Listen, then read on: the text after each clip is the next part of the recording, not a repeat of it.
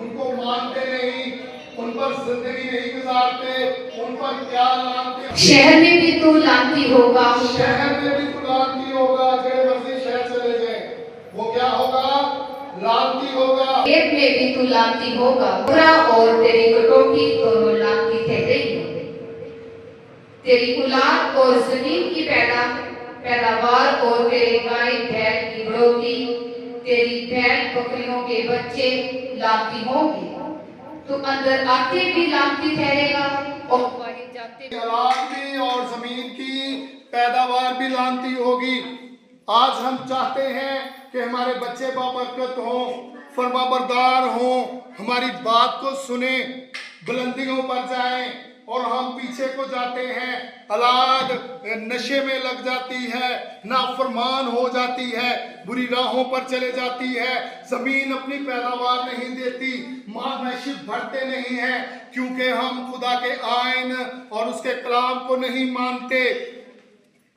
और मेरे अजीजों, आगे जाकर हम देखते हैं कि अगर लानत और फटकार को तुझ पर नाज़िल करेगा, जब तक कि तू हलाक होकर जल्द नेस्तो नबूद हो न जाए। यानी कि वो लानत, वो फटकार, वो कर्ज आपकी जिंदगी से नहीं जाएगा। खुदा का कलाम कहता है कि जब तक तू नेस्तो नबूद ना हो जाए, खत्म ना हो जाए, गोर में चला ना जाए, ग्रेव में चला ना जाए, खुदावंद ऐसा करेगा कि वो बात उससे लिपटी रहेगी जब तक कि वो तुझको इस मुल्क जिस पर कब्जा करने को है तू वहां जा रहा है फना ना कर दे। खुदावंद तुझको तब तक किसको कहते हैं? तो आप खुदा से दाएं या बाएं हैं। आपने उसके कलाम को नहीं माना, आपने उसके हुक्म को नहीं माना।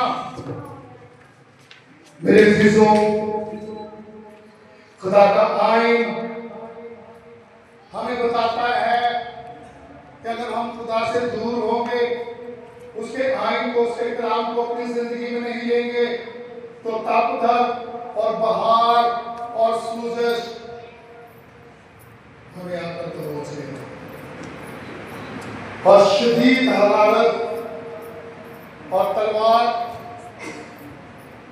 और बातें समूह और एक गिरोही से मारेगा। ये धीरे पीछे पड़े रहेंगे जब तक कि तू फना ना हो जाए। ये सब बीमारियां जब हम खुदा के आइन को नहीं मानेंगे, कलाम को नहीं मानेंगे। आपने कुछ लोगों को देखा होगा कि उनका चेहरे टाइफाइड हो गया, लानत जान ही छक गया। आज अगर आप बचना चाहते हैं उन तमाम बीमारियों से, उन तमाम इन्फेक्शन से, अगर आप चाहते हैं कि आप बरकत पाएं, अगर आप चाहते हैं और जिंदगी पाएं, तो आए मेरे अजीजों, मोहब्बत रखी कि उसने अपना इकलौता बेटा बख्श दिया ताकि जो कोई उस पर ईमान लाए हलाक को हमल दे। अगर आप इस हलाकत से बचना चाहते हैं, अगर आप बीमारियों से बचना चाहते हैं, अगर आप जिंदगी पाना चाहते हैं, आप बरकत पाना चाहते हैं, तो मेरे अजीजों, यीशु पर ईमान ले आइए। खुदा का कलाम कहता है कि अगर आप तौबा करेंगे, खुदा का कलाम ईमान की किताब उसका 3 बाब 19 आयत में लिखा है, बस तौबा करो और रुजू लो ताकि तुम्हारे गुनाह मिटाए जाए, ताजगी और बहाली के दिन फिर आपको बरकत मिलेगी, फिर आपको ब्लेसिंग मिलेगी। लेकिन कब? जब आप तौबा करें। मेरे अजीजों, तौबा कीजिए, यीशु पर ईमान ले आइए, तो बरकत आपकी जारी हो जाए, बरकत ब्लेसिंग है, बहाली के दिन है, ताजगी के दिन है। लेकिन जब आप तौबा करेंगे, खुदा यीशु को अपना शख्सी अता करेंगे, उसके आइन, उसके कलाम को मानेंगे, तो बरकतें आप पर नाज़िल होंगी, आज अगर आप बीमारियों से छुटकारा पाना चाहते हैं, अगर आप इन्फेक्शन से छुटकारा पाना चाहते हैं, तो मेरे भाई मेरी बहन आइए आज दिल से तौबा कीजिए। आज उसके नाम को, उसके कलाम को ले लीजिए जो पुकार कर कहता है कि तौबा करो क्योंकि आसमान की बादशाही नज़दीक है। ये किसके वर्ड थे? यीशु जी। ये उसका हुक्म है। मत्ती की इंजील 4 बाब उसकी 27, बस तौबा करो क्योंकि आसमान की बादशाही नजदीक है। और मैं भी आज आपसे कहता हूँ कि आप तौबा कर लीजिए। उस जिंदगी के बालक को, यीशु मसीह को, अगर आप हलाकत से बचना चाहते हैं, आप बीमारियों से शिफा पाना चाहते हैं, उसको अपनी जिंदगी में ले लीजिए। क्योंकि आज खुदा का कलाम हमें बता रहा है कि मौत और जिंदगी को, लानत और बरकत को मैं जमीन को, आसमान को तुम्हारे खिलाफ दुआ बनाकर रखता हूँ।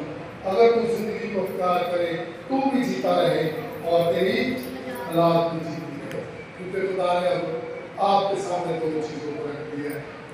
इस 30 बाब उसकी 19 आए, मैं आज के दिन आसमान और जमीन को तुम्हारे खिलाफ दुआ बनाता हूँ, मौत और जिंदगी को, लानत और बरकत को तुम्हारे सामने रखता हूँ। तू जिंदगी को प्यार कर ताकि तू भी जीता रहे और तेरी औलाद भी। आज के दिन मैं खुदा का दास होते हुए, खुदा का खादिम होते हुए, मैं आज के दिन आपके सामने यीशु मसीह के कलाम को रखता हूँ कि आप यीशु मसीह को अपना लीजिए। आप तमाम हालातों से बच जाएंगे। आज आप हमेशा की जिंदगी के वारिस बन जाएंगे। खुदावंद अपना आसमान आपके लिए खोलेगा, जो बरकतें बरसाएगा, जमीन नीचे से सैराब करेगी और आपको किसी चीज की कमी नहीं होगी। आप अब्राहम की तरह बरकत पाएंगे, जैसे आज उनके नस्ल दर नस्ल बरकत चल रही है, आप भी बरकत पाएंगे। अगर हम खुदा के कलाम को रद्द करेंगे, अगर हम खुदा के कलाम को नहीं मानेंगे, तो मेरे अजीजों, पहला सैमुएल उसका 15 बाब और उसकी 22 आयत हम मेरे अजीजों हमें बताती है कि खुदा के बंदा ने, सौल ने खुदा के कलाम को रद्द कर दिया था। वो बादशाह था इस्राएल का, पहला बादशाह।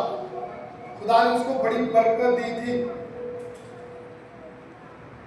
मेरे अजीजों, लेकिन खुदा ने उसे सब, तो वहां पर लिखा है कि मैं तो ये खुदा के लिए लेकर चर्बी चढ़ाऊंगा, कुर्बानियां दूंगा। खुदा ने कहा कि मेंढों चर्बियों से ज्यादा खुदा का हुक्म मान लेना कुर्बानी चढ़ाने से बेहतर है।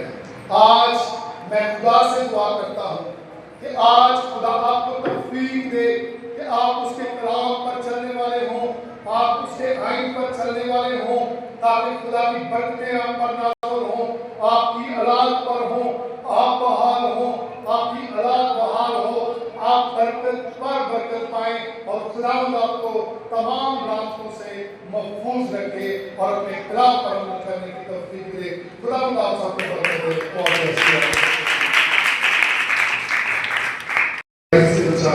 क्योंकि बादशाही कुदरत जलाल हमेशा तेरे हैं। आमीन। अब हमारे खुदा यीशु मसीह का फजल, खुदा बाप की मोहब्बत, आंखों की रफ़ाकत और शराकत, जितनी जिंदगियां चर्च के अंदर मौजूद हैं, इन सब के साथ, इनके घरानों, इनके खानदानों के साथ, कुल ईमानदारों के साथ, हमारे इस चर्च मिनिस्ट्री के साथ आपसे हमेशा तक होती रहे। आमीन। God bless you. खुदा आप सबको बरकत दे। आमीन।